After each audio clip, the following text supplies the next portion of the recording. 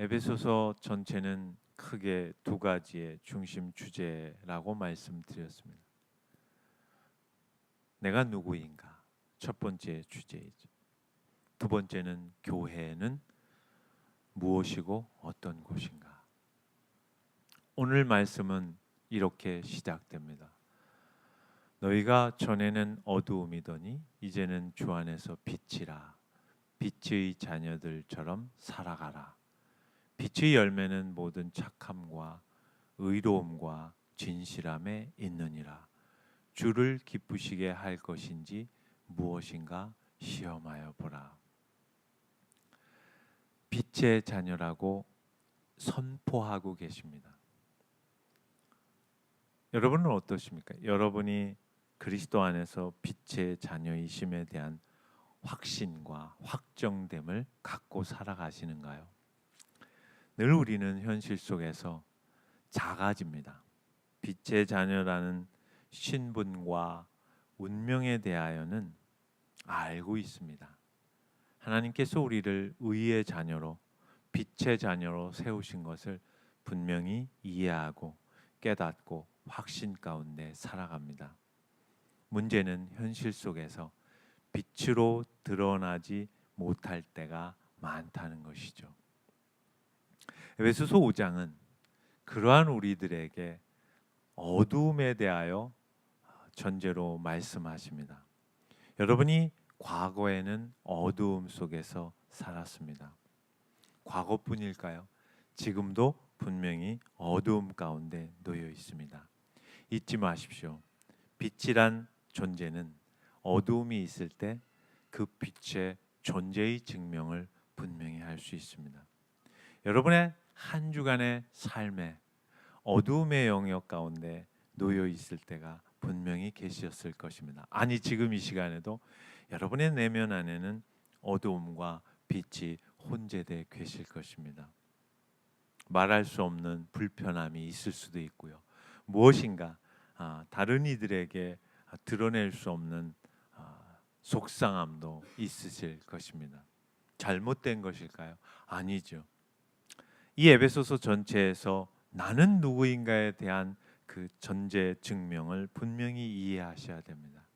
하나님의 자녀됨, 예수 그리스도와 연합된 삶, 빛의 자녀로서의 신분과 운명과 지위의 확보는 아무 일도 없는 잔잔한 호수와 저수지의 수명 같은 그저 태평무사의 인생이 아닌 것입니다.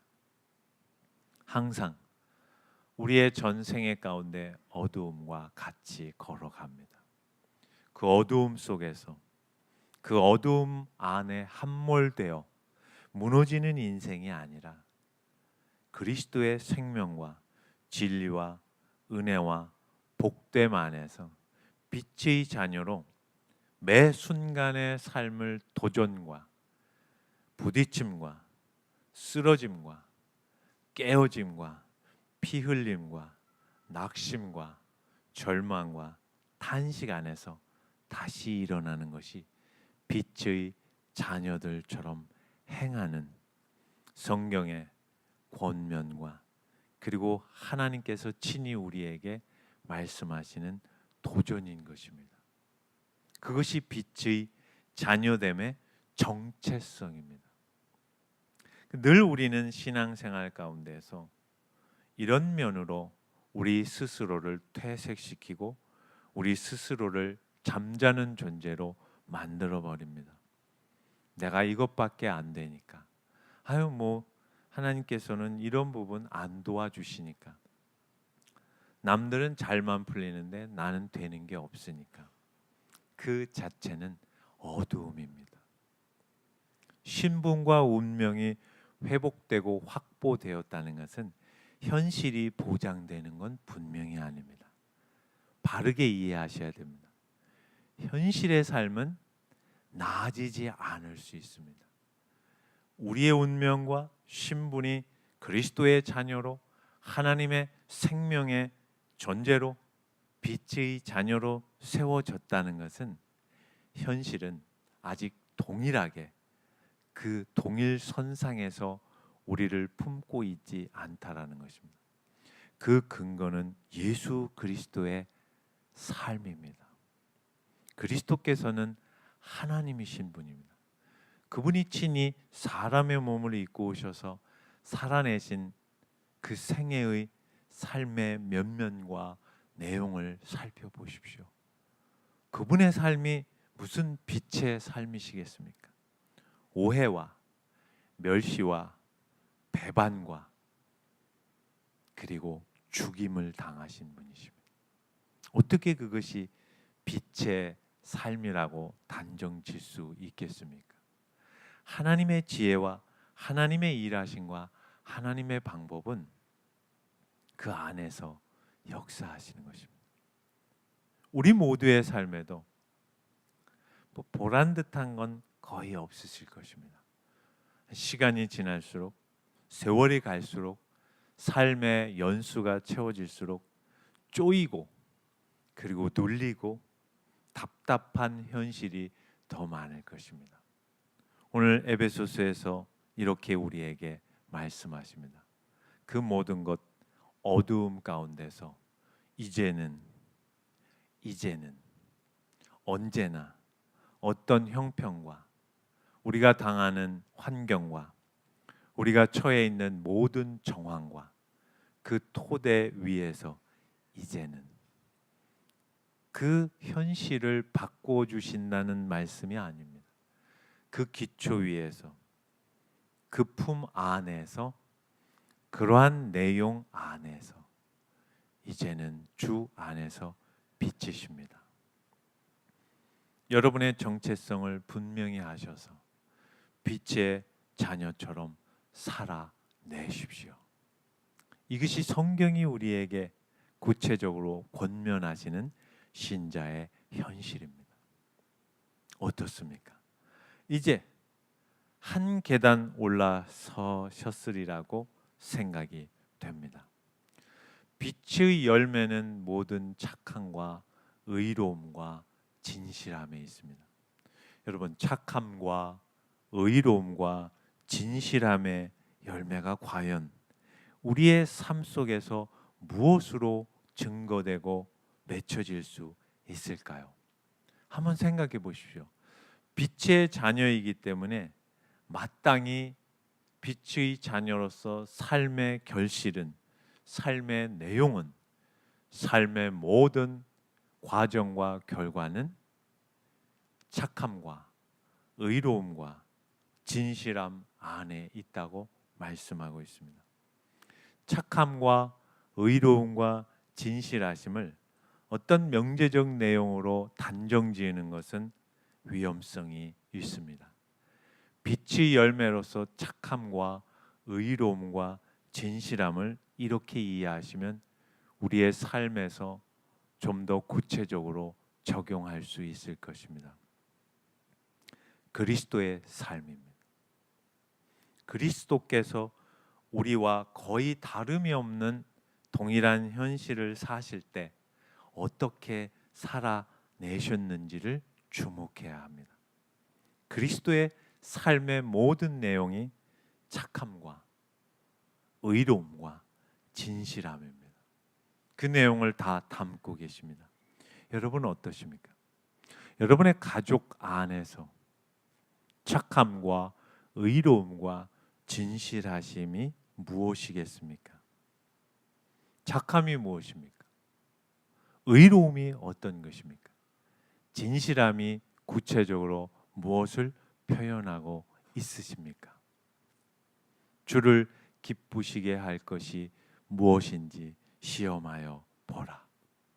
항상 우리의 삶의 전 영역에서 그리스도께서 다시 이 땅에 재림하시든지 우리의 삶이 이 땅에서의 모든 삶을 종료하고 그리스도 품에 안기든지 그 가부간에 결정된 내용 안에서 우리가 살아가야 할 모든 삶의 그 시간에는 주님을 기쁘시게 할 것이 무엇인지를 매 순간 속에서 확인해야 됩니다.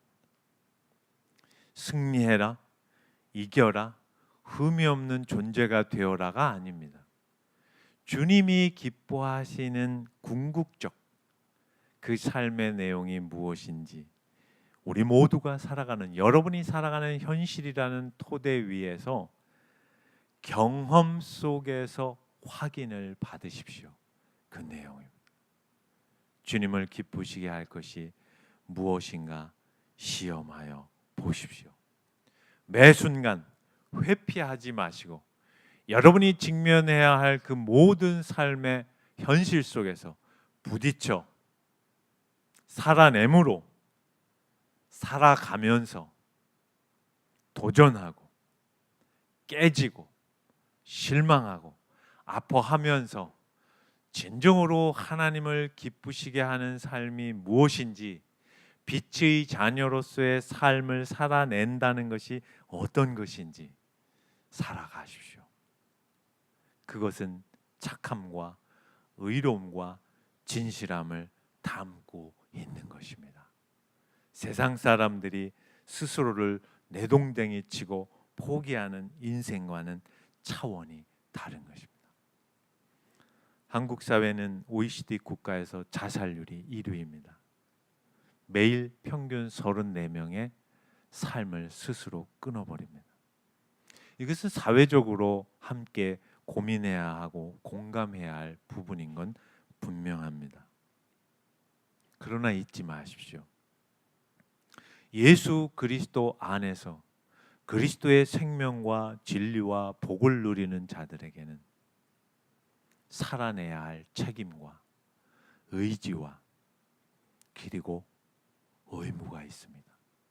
그것이 주님을 기쁘시게 할 것이 무엇인지를 매 순간의 삶의 자리에서 여러분 스스로에게 도전하여 시험해야 합니다. 여러분 매 순간 만나지 않습니까? 여러분이 만나는 삶의 그 어두운 내용들이 여러분을 삼키려 달려들어올 때 여러분 어떻게 반응하십니까? 여러분의 믿음, 여러분이 예수 그리스도의 생명이 어느 자리에서 구체적으로 빛으로 드러날 수 있습니까? 그 현실에서입니다. 어렵고 답답하고 도망치고 싶은 그 현실에서 무엇으로 반응하는가를 여러분 스스로에게 질문하셔야 됩니다. 그것이 주님을 기쁘시게 할 것이 무엇인지 시험하여 보십시오. 이것은 우리 한 사람 개인에게만 국한되고 적용되는 것이 아닙니다. 모든 믿음의 공동체 함께 모였을 때 동일하게 도전되어져야 할 과제인 것입니다. 교회가 직면하는 문제, 성도 한 사람 한 사람이 부딪히는 현실적인 고난과 아픔과 해결할 수 없는 그 문제들 앞에서 우리가 어떻게 주님이 기뻐하시는가를 생각하며 그 내용의 도전 속에 여러분 자신을 시험 안에서 내어 던져 보셔야 됩니다. 해볼 테면 해봐라. 나를 삼키려면 삼켜보아라. 나는 흔들리지 않을 것이다. 여러분은 어떠십니까? 얼마나 여러분의 삶이 어려움이 충만하신지는 저는 잘 모릅니다. 부분만 알 뿐이죠. 그러나 여러분의 삶 속에서 여러분의 믿음의 실체는 눈으로 확인할 수 있습니다. 분별이 되죠. 암흑의 지체가 지금 영적으로 침체됐구나.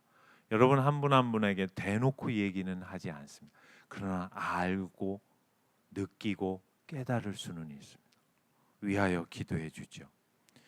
그러나 그것이 오랜 시간 머물면 안타까워집니다. 여러분의 생명을 허락하신 그리스도의 은혜 안에 있다는 것이 무엇입니까?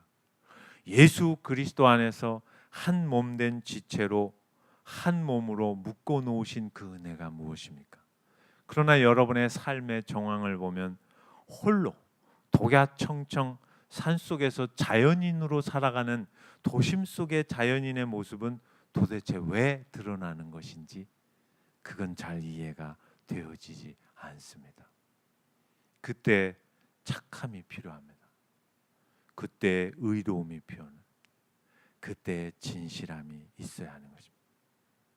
착함은 여러분의 내면 속에서 여러분 스스로가 만들어낼 수 없는 한계와 죄성과 그 교만함과 내 중심적인 생각을 그리스도 안에 내려놓는 절차와 과정과 시간과 헌신과 부딪힘이 다 담겨 있는 행위입니다. 피해가지 마십시오. 여러분이 정말 삶의 무게가 여러분을 짓누르십니까? 기도의 자리로 나오십시오. 어떻게 기도를 안 하시고 여러분의 인생에 답을 찾으시겠다고 그렇게 의기충천하십니까? 주님의 은혜의 보좌 앞에 나오십시오. 시간이 없으시다고요? 아니죠. 여러분의 삶의 24시간을 한번 펼쳐보십시오. 주님의 은혜의 보좌를 사모하며 나와야 할 시간은 널려 있습니다. 착함을 여러분 스스로 포기하는 것이죠. 의로움이 무엇입니까? 하나님의 신실하심을 절대적으로 신뢰하시는 것입니다. 그분의 의가 여러분의 인생을 새 생명과 새 존재로 회복시키셨다면 사실상 우리에게는 예수 그리스도를 믿고 그분 안에 있다는 것은 그 어떤 것으로도 방해되지 않는 것입니다. 좀 더 심하게 표현해 볼까요? 망해도 망하지 않는 것입니다. 그분의 의입니다. 그분의 신실하심입니다. 여러분이 죽음의 자리에 있다고 여러분이 죽음으로 끝나십니까? 그렇게 처참하게 소멸되는 존재이십니까? 부활의 생명으로 여러분을 복되게 하시는 하나님의 손길을 여러분 한번 생각해 보십시오. 십자가의 죽으심으로 여러분에게 생명을 주시고 의롭다 여기시고 죄를 해결해 주셨다면, 예수 그리스도께서 다시 사심으로 여러분에게 은혜를 베푸신다면 그 크기와 넓이를 한번 가늠해 보십시오. 죽음이 죽음으로 끝난다고요? 멸망이 망하는 것으로 그냥 끝나버린다고요? 여러분을 해치는 그 모든 내용들이 여러분을 손상하는 것으로 멈추고 만다고요? 말도 안 되는 이야기죠. 의로움 안에 여러분의 인생의 담대함을 회복하십시오. 여러분 스스로에게는 그 자원과 내용과 능력이 없는 거 아시지 않습니까? 예수 그리스도를 통하여 의롭다 여기신 하나님의 그 의지를 엿보셔야 합니다. 죽는다고 죽는 거 아닙니다. 망한다고 망하는 것 아니고요. 쓰러진다고 쓰러지는 것 아닙니다. 주를 기쁘시게 할 것이 무엇인가를 그 고통의 현장에서 끌어안아 붙잡고 착함과 의로움과 진실함으로 일어나는 것이죠. 진실함은 거짓된 게 없는 것을 진실함으로 표현할 수도 있습니다. 그러나 이 에베소서 5장에서의 진실함은 그보다 훨씬 넓은 의미를 담고 있습니다. 우리 안에 진실함이 있으십니까? 우리 안에 견고함이 있으십니까? 우리 안에 요동치 않은 그러한 뿌리 깊이 내려짐이 있으십니까? 거의 없습니다. 착함과 의로움과 진실함의 모든 근원은 하나님께 있습니다. 예수 그리스도 안에 있는 것입니다. 예수 그리스도가 우리와 연합하여 오늘 주의 만찬을 하지 않았습니까?